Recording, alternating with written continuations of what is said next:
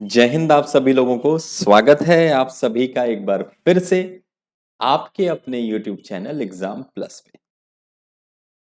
तो दोस्तों, इस समय पे डेली हम लोग करंट अफेयर्स की क्लास के लिए अपने यहाँ पर एग्जाम प्लस के YouTube चैनल पे हम सभी लोग आते हैं और इसमें हम लोग एमसीक्यू को विद एक्सप्लेनेशन करते हैं। मतलब करंट अफेयर को एक प्रॉपर वे में एग्जामिनेशन के पॉइंट ऑफ व्यू से जिस तरीके से क्वेश्चंस को पूछता है उस तरीके से, यानी एमसीक्यू के फॉर्म में यहाँ किया जाता है और उसका एक्सप्लेनेशन भी आपके साथ डिस्कस किया जाता है, ताकि उसका जो भी बेसिक चीजें हैं, जो भी उसका पॉइंट ऑफ व्यू है, वो आपको दिमाग में अच्छे से बैठ सके। तो आज के टॉपिक को भी हम लोग शुरू करेंगे हमारे करंट अफेयर्स के आज के इस सेशन को। और तब से उससे पहले जल्दी जल्दी से सभी लोग वीडियो को लाइक कर दीजिए और शेयर कर दीजिए, और चैनल को भी अगर आपने सब्सक्राइब नहीं किया हुआ है तो चैनल को भी सब्सक्राइब कर लीजिए, ताकि आप सभी लोगों के साथ साथ और लोग भी जो शेयर आप करेंगे तो उनको भी नोटिफिकेशंस चली जाएंगी और वो सब लोग भी इस क्लास का फायदा उठा सकते हैं। तो आज का अपना टॉपिक अगेन वही करंट अफेयर्स का एमसीक्यू विद एक्सप्लेनेशन, मेरे यानी मयंक सर के साथ एग्जाम प्लस के यूट्यूब चैनल पे। तो आप सभी लोग हो जाइए फटाफट से तैयार। करेक्ट ऑप्शन आप सभी लोगों को कमेंट करना है और जल्दी जल्दी से लगभग 10 सेकंड का समय आपको दिया जाएगा हर एक क्वेश्चन के बाद। तो टोटल 20 क्वेश्चन हम लोग प्रतिदिन करते हैं। आज भी हम लोगों का 20 क्वेश्चन रहेगा, 331 से शुरू होगा और 350 तक वो चलेगा। तो आज के सेशन का पहला क्वेश्चन आपके सामने ये रहा। The African Union has suspended the membership of which country after a military coup in that nation? अफ्रीकी संघ ने उस देश में सैन्य तख्ता पलट के बाद किस देश की सदस्यता को निलंबित कर दिया है? And the options are Maldives, Zimbabwe, Somalia या माली। तो आप सभी लोग जल्दी से करेक्ट आंसर को अपने कमेंट करिए, और इसका करेक्ट आंसर क्या है? The correct answer is Mali. The membership of Mali has been suspended by the African Union in response to the recent military coup in the country। मतलब अभी माली में हाल ही में क्या किया, सैन्य ने, जो वहां का सैन्य बल था उसने तख्ता पलट करके अपने आप को काबिज कर लिया है वहां पर। इसीलिए अफ्रीकन यूनियन ने क्या किया, माली के मेंबरशिप को खत्म कर दिया है। The African Union has passed repressed for a civil led democratic government in Mali. क्यों किया, उसका भी रीजन है। उसका रीजन यह है कि जो अफ्रीकन यूनियन है इसका बेसिकली क्या है मोटो, कि जो भी गणतंत्र है, मतलब जनता के द्वारा चुनी हुई सरकार जो थी उसके लिए था। ठीक है, तो जो वहां पे ये चाहते हैं कि जो जनता के द्वारा चुनी हुई सरकार माली में फिर से लौटे। The military of Mali has arrested its अंतरिम president Ndaw, prime minister Moctar Ouane, and has pressured them to resign. वहां के मिलिट्री ने वहां के जो अंतरिम राष्ट्रपति थे बानवा और प्रधानमंत्री मोख्तार वान, उनको जबरदस्ती उनसे उनका इस्तीफा साइन करवाया। Next, which type of mahseer fish has been moved out of the IUCN endangered red list? किस प्रकार की महसीर मछली को आईयूसीएन संकटग्रस्त लाल सूची से बाहर कर दिया गया है?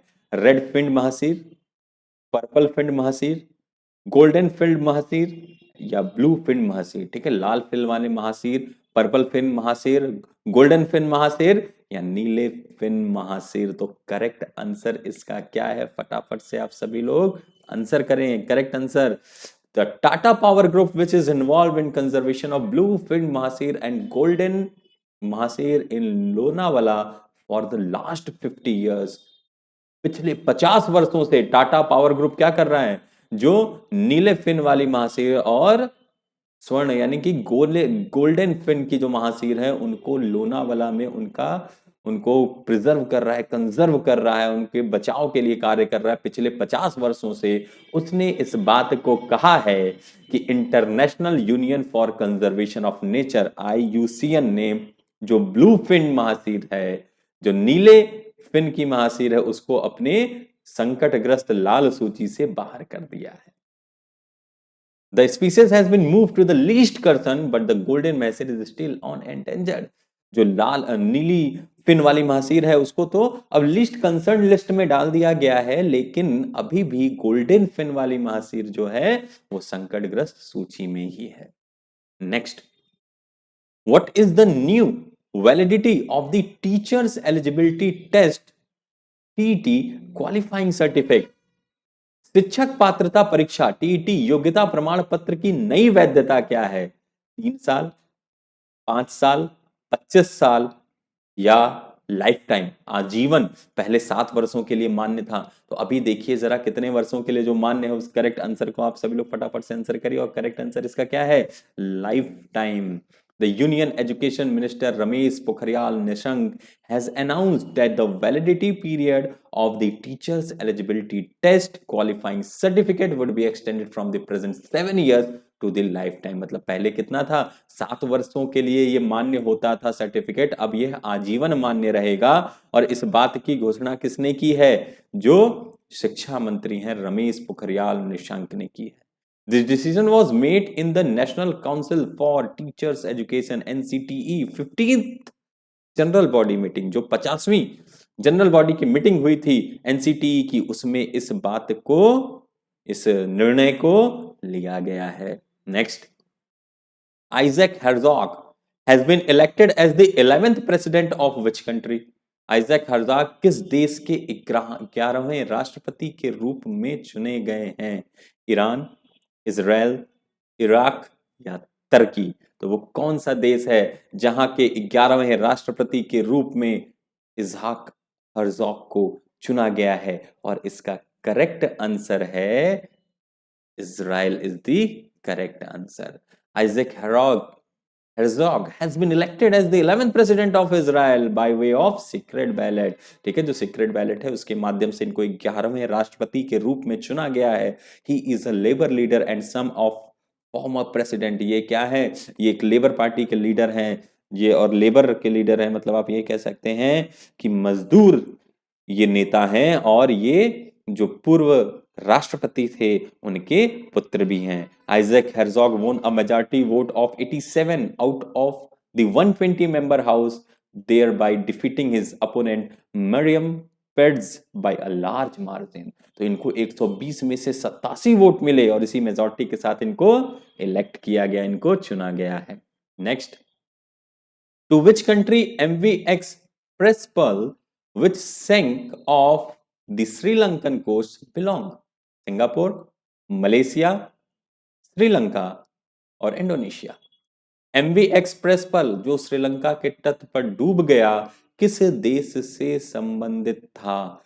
सिंगापुर, मलेशिया, श्रीलंका या इंडोनेशिया? इनमें से किससे वो संबंधित था? फटाफट से कमेंट करिए अपने आंसर को, और इसका करेक्ट आंसर क्या है? करेक्ट आंसर है Singapore is the correct answer. The Singapore-based vessel MV Express Pearl carrying chemical sank off the coast of Sri Lanka recently। ये केमिकल को लेकर जा रहा था, केमिकल इसमें भरा हुआ था इसमें, और वो श्रीलंका के ही तट पर क्या हुआ? डूब गया। The 12-day long effort to put off the ship fire and tow it into deep water went vain after the ship stern became submerged and rested in the seabed। 12 दिन का ये बहुत लंबा प्रयास चला, जो इसमें आग लगी थी उसको काबू में पाने के लिए, और इस शिप को पानी में, गहरे पानी में डुबाने के लिए 12 दिन तक प्रयास किया गया। This has posed a great environmental threat to the coast of Sri Lanka. और इसकी वजह से श्रीलंका के जो तटीय इलाके थे वहां पे बहुत ही ज्यादा पर्यावरण का खतरा एक इसकी वजह से उत्पन्न हो गया। Next, in which country Arctic national wildlife refugee which was seen in the news is located? खबरों में रहा Arctic national wild life refuge किस देश में स्थित है? And the options are USA, China, Japan, Iraq. फटाफट से अपने आंसर को कमेंट करिए और करेक्ट आंसर इसका क्या है? The US administration headed by president Joe Biden has proposed to suspend the oil and gas leases at Alaska's Arctic National Wildlife Refuge. This decision has been welcomed by environmentalists and Arctic tribals.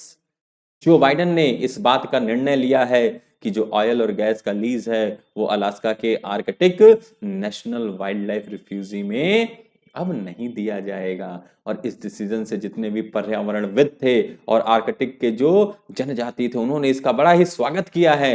And this move is the reversal of the lease bought about by earlier US administration by president Trump. और president Trump के समय में इसको लागू किया गया था, उस समय लिया गया था, उस लीज को वापस कर दिया गया है।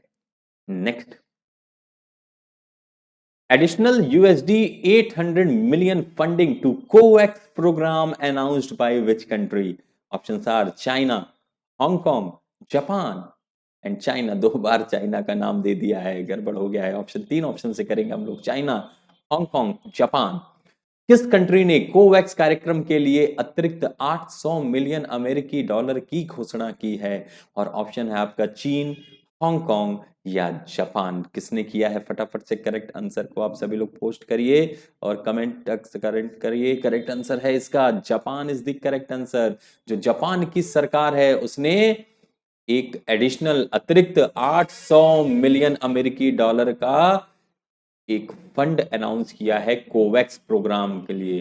And the COVAX programme is promoted by Gavi, the vaccine alliance, the coalition of epidemic preparedness innovation CEPI and WHO। तो CEPI और WHO के साथ ये प्रोग्राम चल रहा है कोवैक्स का। किसके लिए है ये? आपको भी पता है कि ये कोवैक्स जो अपना पैंडेमिक था, एपिडेमिक था, महामारी फैली थी, उससे लड़ने के लिए इस प्रोग्राम को चलाया जा रहा है।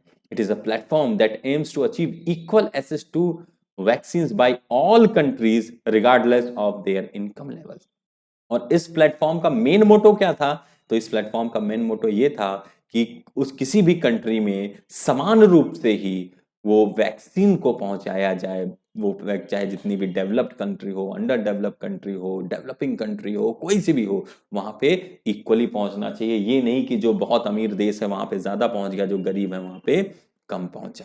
Next, doctor Patrick Amoth who has been appointed as the chair of WHO Executive Board is from which country? Doctor Patrick Amod जिन्हें WHO कार्यकारी बोर्ड के अध्यक्ष के रूप में नियुक्त किया गया है, वह किस देश से हैं? Options are like this. Option A Nigeria, option B Zimbabwe, option C USA या ऑप्शन डी केन्या। फटाफट से करेक्ट आंसर अपना कमेंट करिए यहाँ पे। और इसका करेक्ट आंसर क्या होगा कि डॉक्टर पैट्रिक अमोद कहाँ से हैं? तो he is from Kenya. India's Union Minister, Health Minister, Dr. Harshvardhan completed his tenure as chairman of WHO Executive Board on June 02। तो 2 जून को जो भारत के केंद्रीय स्वास्थ्य मंत्री हैं डॉक्टर हर्षवर्धन, वो इसके पहले अभी WHO के एग्जीक्यूटिव बोर्ड को चेयर कर रहे थे, उसके वो चेयरमैन थे और उनका अवधि समाप्त हुई 2 जून को। और 149वां सेशन जो हुआ WHO के एग्जीक्यूटिव बोर्ड का, उसमें हर्षवर्धन ने इस बात की घोषणा की कि डॉक्टर पैट्रिक अमोथ एक्टिंग डायरेक्टर हैं जो general for health, ministry of health of Kenya, उनको अपॉइंट किया जाएगा WHO के एग्जीक्यूटिव बोर्ड के चेयरमैन के रूप में। Next, what is the name of the program in which the government distributes kits of higher yielding varieties of seeds to farmer?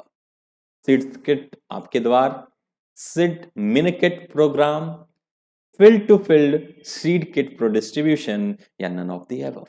उस कार्यक्रम का क्या नाम है जिसमें सरकार किसानों को अधिक उपज देने वाली किस्मों के बीज की किट वितरित करती है? एंड ऑप्शन ए है बीज किट आपके द्वार, बीज मिनी किट कार्यक्रम, खेत से खेत में बीज किट वितरण या इनमें से कोई नहीं। जितनी देर में मैं क्वेश्चन को पढ़ता हूं उतनी देर का समय पर्याप्त रहता है आपके लिए ऑप्शन को कमेंट करने के लिए। तो जितनी देर में मैं क्वेश्चन को पढ़ता हूं हिंदी और इंग्लिश दोनों में, आप लोग उतनी देर में कमेंट कर दिया करिए अपने आंसर को। और यहाँ पे क्वेश्चन 339 का सही आंसर क्या है? तो इसका सही आंसर है seed minikit programme. Option B is the correct option. The Union Agriculture Minister Narendra Singh Tomar launched the Seed Minikit program by distributing kits of higher yielding varieties of seeds to the farmer. जो केंद्रीय agriculture minister है नरेंद्र सिंह तोमर, उन्होंने ही एक high yielding मतलब ज्यादा पैदावार की seeds farmer को दी, एक किट डिस्ट्रीब्यूट किया और उसका लॉन्च किया सीड मिनी किट प्रोग्राम को। It aims to introduce new varieties of seeds to the farmers and help in increasing the seed replacement rates. और इससे फायदा क्या होगा? इसको इस एम के साथ इंट्रोड्यूस किया जा रहा है कि जो किसान वर्ग है वो उनकी पैदावार बढ़ेगी और साथ ही साथ जो सीड का रिप्लेसमेंट रेट है वो भी बढ़ेगा। The mini kits are being provided by the National Seeds Corporation (NCS). जो नेशनल सीड्स कॉर्पोरेशन है उनके द्वारा ही ये मिनी किट प्रोवाइड कराई जा रही है। NAFED and Gujarat State Seed Corporation and wholly funded by the Union through the National Food Security Mission NFSM यानी नेशनल फूड सिक्योरिटी मिशन के तहत ये इसका फंड किया जा रहा है। Next, name the person has been appointed as the new chairperson of the National Human Rights Commission. राष्ट्रीय मानवाधिकार आयोग के नए अध्यक्ष के रूप में किसे नियुक्त किया गया है? Options are option A Ram Tiwari, option B Dheeraj Verma, option C Jagdish Tawde या ऑप्शन डी अरुण मिश्रा। तो करेक्ट आंसर अपना जल्दी जल्दी से आप सभी लोग फटाफट से कमेंट करिए और इसका करेक्ट आंसर है option D Arun Misra is the correct answer. The former Supreme Court Judge Justice Arun Misra took charge as the new chairperson of the National Human Rights Commission. जो सर्वोच्च न्यायालय है उसके भूतपूर्व जज जस्टिस अरुण मिश्रा को ही charge दिया गया है नए चेयरपर्सन के रूप में नेशनल ह्यूमन राइट कमीशन का। Justice Misra is the first non-CGI to be appointed to the NHRC chief post since the amendment of the Protection of Human Rights Act in 2019.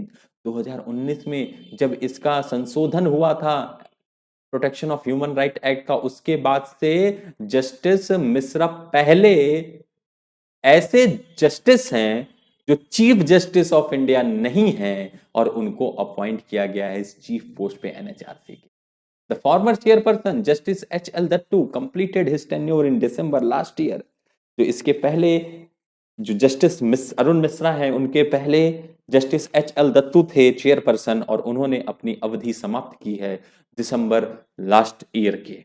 Next, which country has launched the mission innovation clean Tech Exchange at the Net Zero Summit hosted by Shell?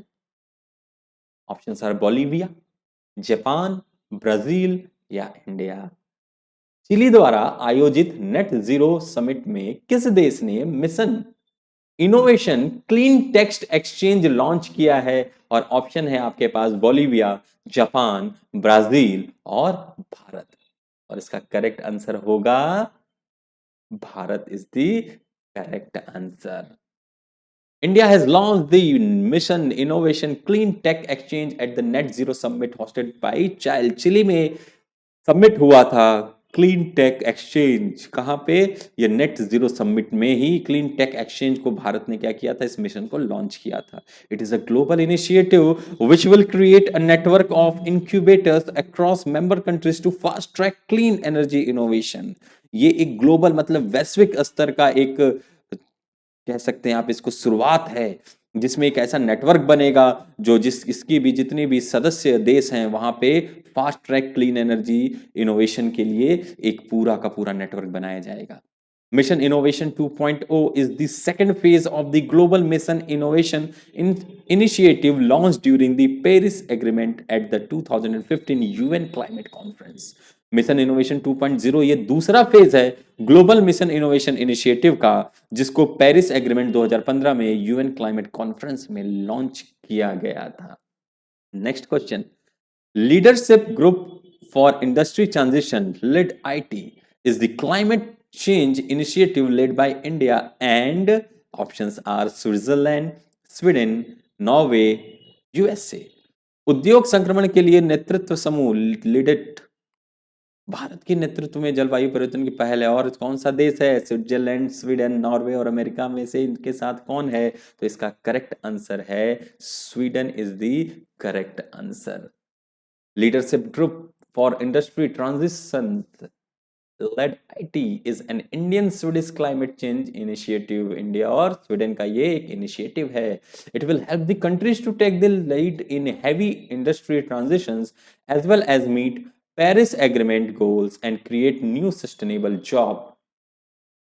इसका main motto क्या है कि जो भी heavy industry transition है वो Paris agreement के जितने भी उस समय के उसके एम को, गोल को निर्धारित किया गया था उसको पूरा करे और एक सस्टेनेबल जॉब को ये क्रिएट करे। Recently the UN secretary general Antonio Guterres commended India and Sweden for their climate change initiative. अभी हाल ही में यूएन के सेक्रेटरी हैं जनरल एंटोनियो गुटेरेस, उन्होंने इंडिया और स्वीडन के इस क्लाइमेट चेंज इनिशिएटिव के लिए बड़ा ही प्रोत्साहित किया था। He announced this during the Clean Energy Ministerial hosted by Chile. Chile में जो आयोजित किया गया था क्लीन एनर्जी मिनिस्ट्रियल, उस समय उन्होंने इस बात की घोषणा की थी। ठीक है, उस समय इन्होंने क्या किया था? इस बात की घोषणा की थी। Next, along with which country India launched a work stream to promote industrial energy efficiency? Bharat ने किस देश के साथ औद्योगिक ऊर्जा दक्षता को बढ़ावा देने के लिए वर्क स्ट्रीम लॉन्च किया है? यूके, यूएसए, चाइना या इजराइल? वो कौन सा देश है जिसके साथ भारत ने लॉन्च किया है वर्क स्ट्रीम? किसको प्रमोट करने के लिए? इंडस्ट्रियल एनर्जी एफिशिएंसी को प्रमोट करने के लिए। और इसका करेक्ट आंसर क्या है? The correct answer is UK. UK is the correct answer. India and the UK have launched a new work stream to promote industrial energy efficiency. और ये किसके अंडर में इन्होंने किया है? तो ध्यान रखिएगा, the clean energy ministerial same industrial deep decarbonisation initiative DDI, इसके ही अंतर्गत, इसके ही तहत भारत और यूके ने इस इनिशिएटिव, इस वर्क स्ट्रीम को लॉन्च किया है। The 12th Clean Energy Ministerial is being organized by CHILE in virtual mode. ये 12वां जो क्लीन एनर्जी मिनिस्ट्रियल, इसके एब्रिविएशन को ध्यान रखिएगा CEM, ये कहाँ पे? चाइल के द्वारा यानी चिली के द्वारा ऑर्गेनाइज किया गया था वर्चुअल मोड पे, मतलब फिजिकली नहीं हुई थी ये समिट, वर्चुअली हुई थी। IDDI industrial develop deep decarbonisation initiative, इसका फुल फॉर्म है, ये coordinated by the United Nations Industrial Development Organization UNIDO, इसके द्वारा कोऑर्डिनेटेड है ये। It is also supported by Germany and Canada, Germany और कनाडा ने भी इसका समर्थन किया, इसको सपोर्ट किया है। Next, name the Indian state which topped the NITI Aayog sustainable development goal index. Options are Telangana, Maharashtra, Madhya Pradesh, Kerala. NITI Aayog के सतत विकास लक्ष्यों SDG सूचकांक में कौन सा भारतीय राज्य शीर्ष पर है? और ऑप्शन है आपका तेलंगाना, महाराष्ट्र, मध्य प्रदेश और Kerala. And the correct answer is Kerala is the correct answer.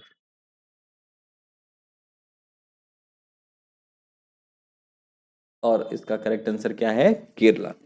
Kerala retained the top spot in नीति Aayog sustainable development goal index release इन 2021। 2021 में भी केरला क्या था? अपनी जगह को, यानी इसके पहले भी वो टॉप पे था और इस बार भी वो टॉप पर ही है, अपनी जगह को इसने कायम रखा है। India's overall score cross SDGs improved by 6 point from 60 in 2090 to 66 in 2021। 6 point सुधरा है भारत का ओवरऑल सस्टेनेबल डेवलपमेंट जो इनका गोल है वो। और ये 2019 में 60 था और 2021 में 66 हो गया। The annual index evaluates the progress of states and UTs on social, economic and environmental criteria. 3 criteria बनाए गए, 3 इसके पहलू हैं। कौन कौन से? सामाजिक है, आर्थिक है और पर्यावरण वाले हैं। ये इन सभी पे आधार पे ही इनको चुना जाता है। Himachal Pradesh and Tamil Nadu grabbed the second and third spots respectively, while Bihar is placed at the last place in the index। Himachal Pradesh दूसरे नंबर पे रहा, तमिलनाडु तीसरे स्थान पर रहा और जो बिहार है वो अंतिम स्थान पर रहा। By which country? Pangyun 4B, the new general meteorological satellite, has been recently launched। Pangyun 4B new gen मौसम विज्ञान उपग्रह हाल ही में किस देश द्वारा लॉन्च किया गया है? ऑप्शन ए है Chile, option B Taiwan, option C Japan and option D China. तो करेक्ट आंसर कौन सा है? फटाफट से आंसर करिए और करेक्ट आंसर है आपका China is the correct answer. China recently launched into orbit a new generation weather satellite named Fangyun 4B। नाम से इन्होंने इसको सक्सेसफुली लॉन्च कर दिया है ऑर्बिट में। The Fangyun 4B satellite was launched aboard a Long March 3B rocket into the geostationary orbit to join the network of Fangyun satellites। ये एक मार्च 3B लॉन्ग मार्च 3B रॉकेट से लॉन्च किया गया जियो stationery orbit में और ये फैंग्यून satellite का जो नेटवर्क है उसको ज्वाइन करेगा। The first of the Fangyun series, a low Earth orbit satellite testing machine FY-1A, was launched in 1988। इस सीरीज का पहला जो सैटेलाइट था लो अर्थ ऑर्बिट का वो 1988 में लॉन्च किया गया था। Next, Which country is to play host to the UN Sustainable Transport Conference 2021?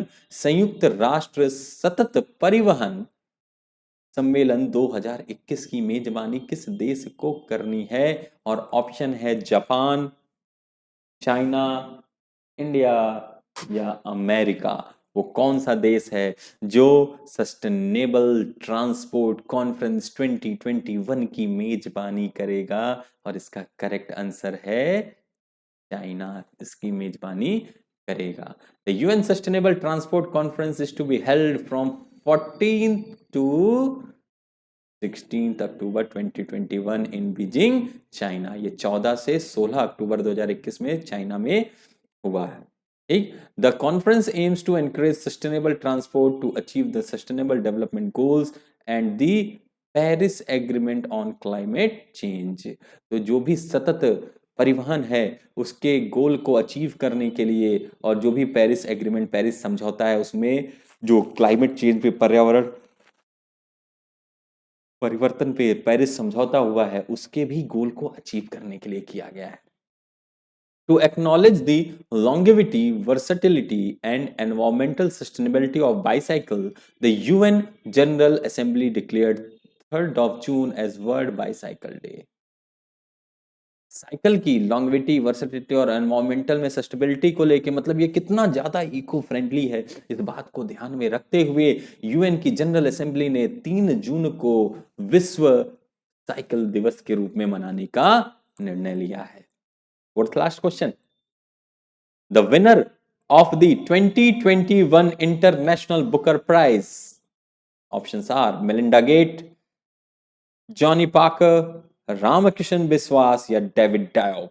अंतरराष्ट्रीय बुकर पुरस्कार का विजेता कौन है? मेलिंडा गेट्स, जॉनी पाकर, रामकृष्ण बिस्वास या डेविड डियोपो। तो करेक्ट आंसर फटाफट से कमेंट करिए और इसका सही आंसर है David Diop is the correct answer.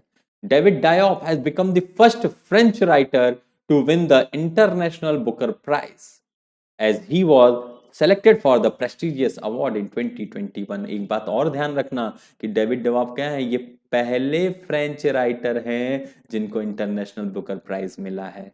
His second novel At Night All Blood Is Black was translated by the US author and poet अन्ना मस्कोवैकिस। ठीक है, इनकी जो दूसरी नॉवेल थी, इनका जो था, इन्होंने ग्रंथ लिखा था at night all blood is black. ये ट्रांसलेट किसके द्वारा किया गया था? यूएस के ऑथर और पोएट थे, कवि थे, अन्ना मस्कोवैकिस, उनके द्वारा। The book was inspired by his Senegalese great grandfather's silence about his experience in First World War। ये बुक किससे इंस्पायर की गई थी? सेनेगल्स ग्रेट ग्रैंडफादर के द्वारा उनका जो एक साइलेंस था, उनके एक्सपीरियंस था जो प्रथम विश्व युद्ध को लेकर, उससे इंस्पायर्ड थी ये book. Next, by which country experimental advanced superconducting tokamak is a scientific experiment being undertaken? प्रायोगिक उन्नत सुपर कंडक्टिंग टोकामेक किस देश द्वारा किया जा रहा एक वैज्ञानिक प्रयोग है? And the options R India, Russia, Mongolia या चाइना। तो कौन सा देश है जो ईस्ट को, यानी कि एक्सपेरिमेंटल एडवांस्ड सुपर कंडक्टिंग टोकामेक को जो क्या कर रहा है, जो वैज्ञानिक प्रयोग इसका कर रहा है? इसका ऑप्शंस है इंडिया, रशिया, मंगोलिया, चाइना, और करेक्ट आंसर है China is the correct answer. चाइना's experimental advanced superconducting tokamak east has set a new record in the latest experiment। अपने नए इन्होंने जो एक्सपेरिमेंट कर रहे हैं उसमें इन्होंने एक नया रिकॉर्ड बनाया है। The experiment achieved a plasma temperature of 216 million Fahrenheit for 1 second. 101 second के लिए जो प्लाज्मा टेम्परेचर था वो 216 मिलियन फ़ारेनहाइट पहुंच गया था। The scientist working on the artificial sun project also achieved 288 million Fahrenheit for 20 second. ये आर्टिफिशियल सन के ऊपर वर्क कर रहे हैं और ये 288 मिलियन फ़ारेनहाइट 20 सेकेंड में पहुंचे थे। इसको भी अचीव किया इन्होंने। The tokamak device has been designed to reproduce the nuclear fusion process natural to the sun and the stars. तो टोकामैक ये डिवाइस बनाया गया है न्यूक्लियर फ्यूजन प्रोसेस को रिप्रोड्यूस करने के लिए, जो लगभग लगभग एकदम प्राकृतिक सूरज और तारों की तरह होगा। On ecosystem restoration, which decade has been declared as the UN decade? पारिस्थितिक तंत्र की बहाली पर संयुक्त राष्ट्र किस दशक के रूप में, किस दशक को घोषित करता है? राष्ट्र संयुक्त राष्ट्र दशक के रूप में किस दशक को घोषित किया गया है? ऑप्शन है 2021 से 2045, 2022 से 2035, 2021 से 2030 या 2021 से 2040 तक। तो करेक्ट आंसर क्या है इसका? फटाफट से आंसर करिए, करेक्ट आंसर क्या है? तो करेक्ट आंसर है इसका 2021 से 2030 इज द करेक्ट आंसर।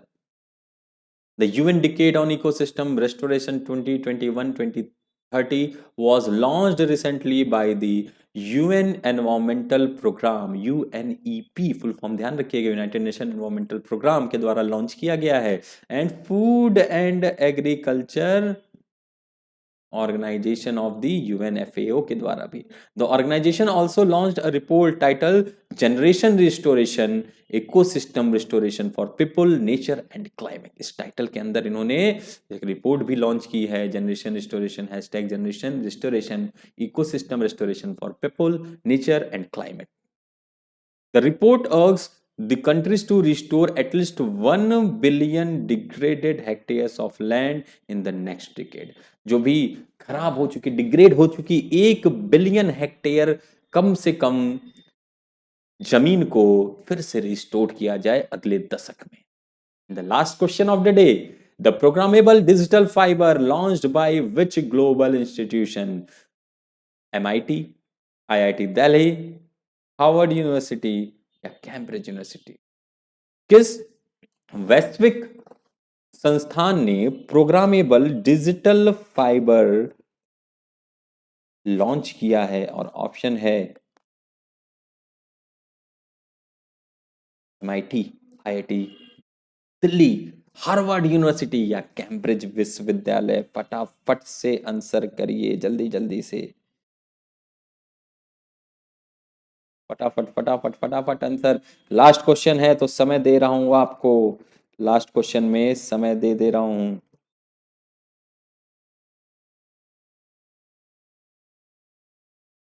जल्दी जल्दी जल्दी जल्दी जल्दी जल्दी जल्दी करो फटाफट।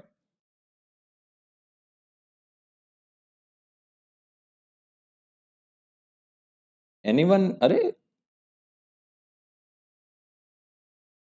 नहीं, चलो तो करेक्ट आंसर है क्या इसका? करेक्ट आंसर है MIT is the correct answer.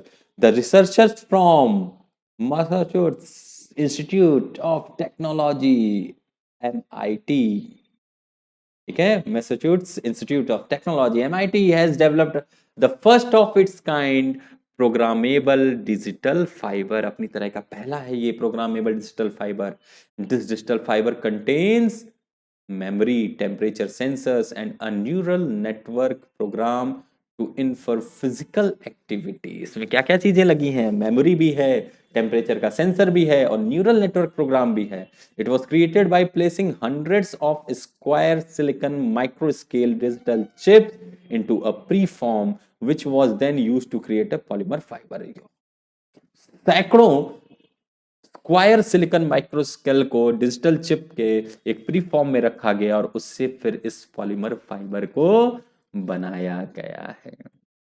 तो ये था आज का आपका करंट अफेयर्स का सेशन और पूरी उम्मीद है कि हम लोग इसी तरीके से लगातार इस सेशन को कंटिन्यू रखेंगे और आप सभी लोग भी जरूर से इस वीडियो को लाइक कर दीजिए। चैनल को अगर आपने सब्सक्राइब नहीं किया है तो सब्सक्राइब करके बेल आइकन पे क्लिक कर लीजिए ताकि आपको हर एक क्लास की नोटिफिकेशन मिलती रहे और इस वीडियो को भी शेयर जरूर से कर दीजिए ताकि ज्यादा से ज्यादा लोगों तक ये इस वीडियो अपनी पहुंच को बना सके। तो मिलते हैं आप सभी लोगों से रात में 10 बजे आपकी मैथ्स की लाइव क्लास के साथ। तब तक के लिए आप सभी लोग स्वस्थ रहिए, मस्त रहिए और आप सभी लोगों को जय हिंद।